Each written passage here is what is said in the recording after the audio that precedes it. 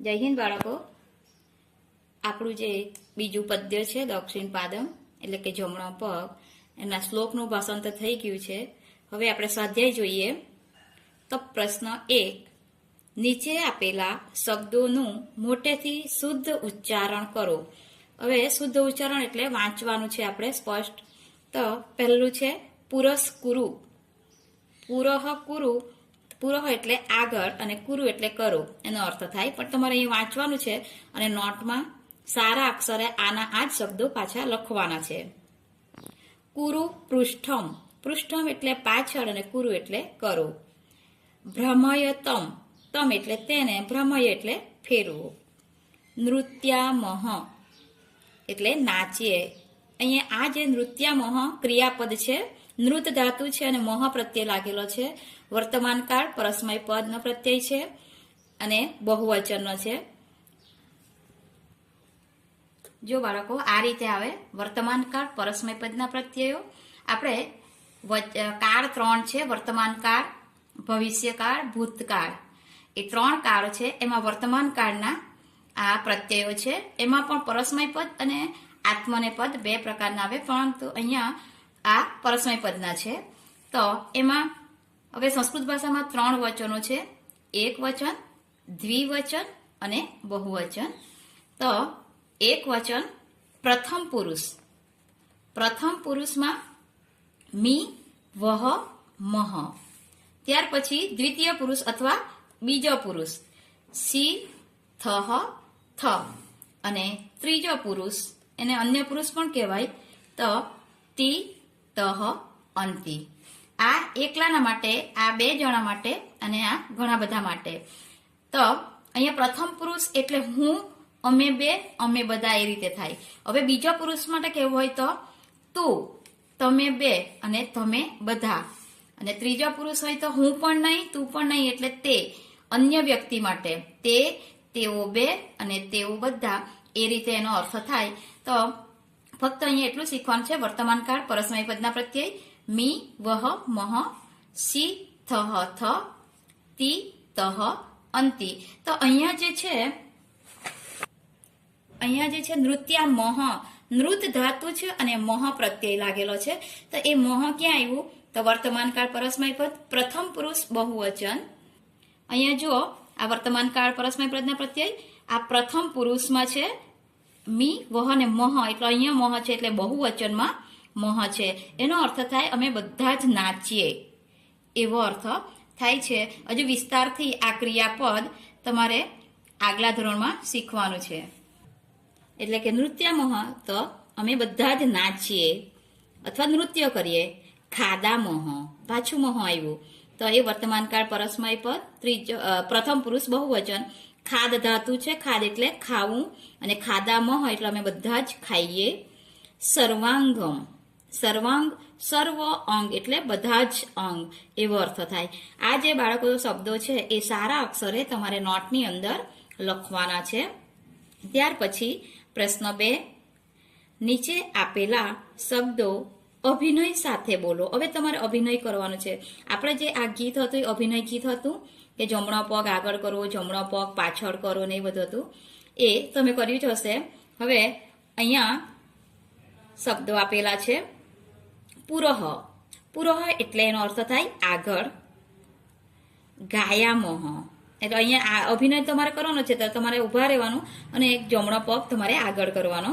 ત્યાર પછી ગાયામહ એટલે તમારે ગાવાનો અભિનય કરવાનો છે. મોં પાસે હાથ રાખીને ગાતા હોય તેમ અભિનય કરવાનો રહેશે. પૃષ્ઠમ એટલે પાછળ, એટલે કે ઊભા રહેવાનું અને જમણો પગ કે ડાબો પગ એક હાથ અથવા એક પગ પાછળ લઈ જવાનું. નૃત્યામહ તમારે નૃત્ય કરો અથવા નાચવાનું છે. ત્યાર પછી ખેલામહ એટલે રમીએ. ગોલાકારમ એટલે તમારે ઊભા રહીને ગોળ ફરવાનું છે. ખાદામહ, ખાદામહ એટલે ખાઈએ, ખાવાનો અભિનય કરવાનો. વામ પાદમ, વામ એટલે ડાબો અને પાદ એટલે પગ, ડાબો પગ પાછળ લઈ જવાનો કે આગળ લઈ જવાનો. અને દક્ષિણ હસ્તમ, દક્ષિણ એટલે જમણો, હસ્ત એટલે હાથ, જમણો હાથ આગળ લઈ જાઓ અથવા પાછળ લઈ જાઓ, એ રીતે તમારે અભિનય કરવાનું. શાળામાં હતે તો આપણે આખું આ ગીત અભિનય સાથે કરતે. હવે જો પ્રશ્ન 3 છે, નીચે આપેલા શબ્દો સુંદર અક્ષરે જોડણી શુદ્ધિ સાથે લખો. હવે તમારે આ આપેલો શબ્દ છે એ જ શબ્દને સારા અક્ષરે તમારે ફરીથી એટલે કે 2 વાર નોટમાં લખવાનું અને જોડણી શુદ્ધિ એટલે કે જોડણી સાચી લખવાની છે અને સ્પષ્ટ અક્ષર વંચાવવું પણ જોઈએ. હવે અહીંયા દક્ષિણમાં ક્ષને હસવાય છે તો તમારથી દીર્ઘય ન લખાવી જોઈએ. તો પહેલો શબ્દ છે દક્ષિણ પાદમ, તો એનો એ જ શબ્દ તમારે પાછું લખવાનું એટલે 2 વાર નોટમાં લખવાનું અથવા 1 વાર લખો તો પણ ચાલે સારા અક્ષરે. ચોપડીમાં ન લખતા તમે નોટમાં જ લખી દેજો. ભ્રામયતમ, પૃષ્ઠમ, ગોલાકારમ, પુરસ્કુરુ અને મિલિત્વા, આ જે શબ્દો છે સારા અક્ષરે તમારે નોટમાં લખવાનું રહેશે. ત્યાર પછી પ્રશ્ન 4, નીચેના શબ્દો વાંચો અને લખો. હવે અહીંયા વિરોધી શબ્દો આપેલા છે, તમને ખબર છે આ રીતની ચોકડી મારેલી હોય તો એ વિરોધી શબ્દો છે. તો દક્ષિણ એટલે જમણું અને વામ એટલે ડાબો, જમણો અને ડાબો. અહીંયા વિરોધી, જમણાનો વિરોધી ડાબો. મંદમ એટલે ધીમું અને શીઘ્રમ એટલે ઝડપથી, ધીમું ને વિરોધી ઝડપથી. પુરહ આગળ, એનો વિરોધી પૃષ્ઠમ એટલે પાછળ, આગળ તો પાછળ. અહીંયા વિરોધી શબ્દો આપેલા છે એ પણ તમારે સારા અક્ષરે નોટમાં લખવાનું છે. જોડણીમાં ભૂલ ન થાય એનું ખાસ ધ્યાન રાખવાનું. પ્રશ્ન 5, નીચેના શબ્દો વાંચો અને લખો. મંદમ.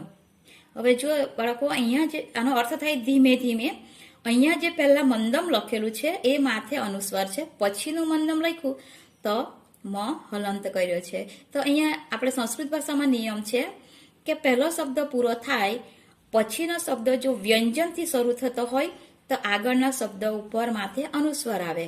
હવે અહીંયા જો સ્વરથી શરૂ થતો હતો બીજો શબ્દ ત્યારે આપણે મ ખોડો કરી શકીએ, આ રીતે મ ખોડો થાય. તો અહીંયા મંદમ લખ્યું પછીના અહીંયા વ્યંજન છે, આ મ છે એટલે માથે અનુસ્વાર મૂકવું પડે. અને આ મંદમ પછી બીજું કોઈ શબ્દ નથી એટલે અહીંયા પાછળનો જે વર્ણો છે મ એને હલંત રાખ્યો છે. એટલે મંદમ આ શબ્દ વાંચવાનો અને સારા અક્ષરે તમારે લખવાનું.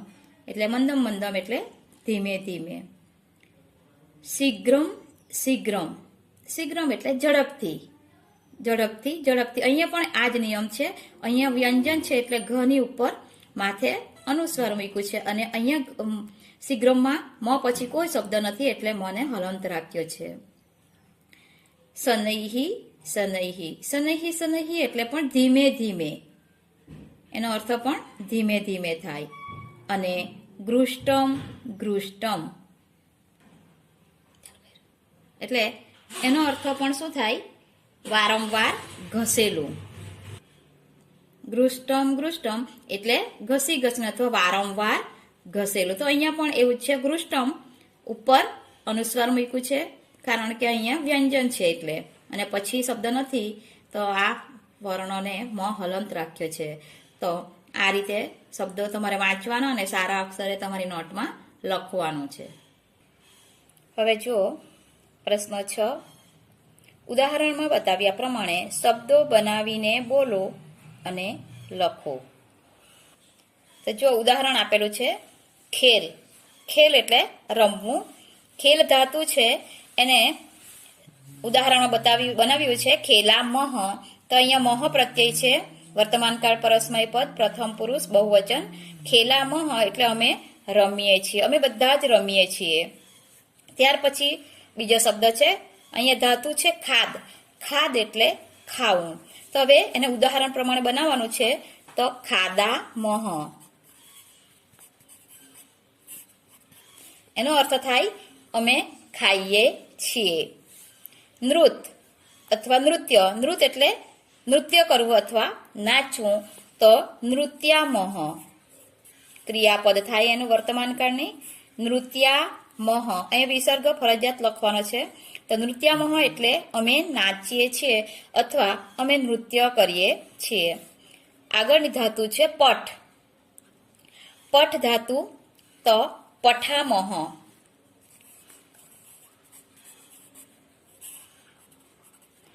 પઠામહ એટલે અમે, પઠ ધાતુ, પઠ એટલે વાંચવું, પઠામહ એટલે અમે વાંચીએ છીએ.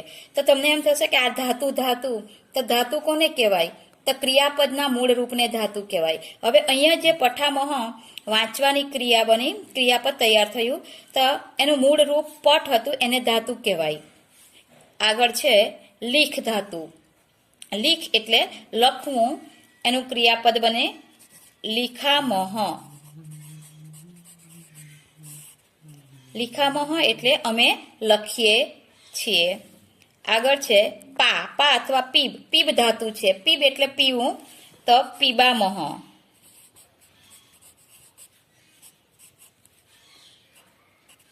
અમે પીએ છીએ, પાણી પીએ અથવા શરબત પીએ. ત્યાર પછી ચલ ધાતુ. ચલ એટલે ચાલવું, તો ચલામહ. ચલામહ અમે ચાલીએ છીએ. અને ભ્રમ. ભ્રમ એટલે ભ્રમામહ. ભ્રમ એટલે ફરવું, તો અમે ફરીએ છીએ અથવા અમે ભમીએ છીએ. અહીંયા ભ્રમનો અર્થ થાય ફરવું અથવા ભમવું. તો ભ્રમામહ અમે ફરીએ છીએ. તો બાળકો, આ જે ક્રિયાપદો છે વર્તમાનકાળ પરસ્મય પદના ક્રિયાપદો છે, એમાં પણ મહ પ્રત્યય લાગેલો છે, એટલે પ્રથમ પુરુષ બહુવચનનું છે. તો આ ક્રિયાપદ છે. આ જે અહીંયા આગળ જે શબ્દો આપેલા એને શું કહેવાય? ધાતુ. ધાતુ એટલે શું? તો કે ક્રિયાપદના મૂળ રૂપને ધાતુ કહેવાય. આ ધાતુ ઉપરથી કાળના પ્રત્યય લગાડવાથી એ ક્રિયાપદ તૈયાર થાય. વર્તમાન કાળનો પ્રત્યય લગાડીએ તો વર્તમાન કાળની ક્રિયાપદ તૈયાર થાય. ભૂતકાળનો પ્રત્યય લગાવવામાં આવે તો ભૂતકાળની ક્રિયાપદ તૈયાર થાય.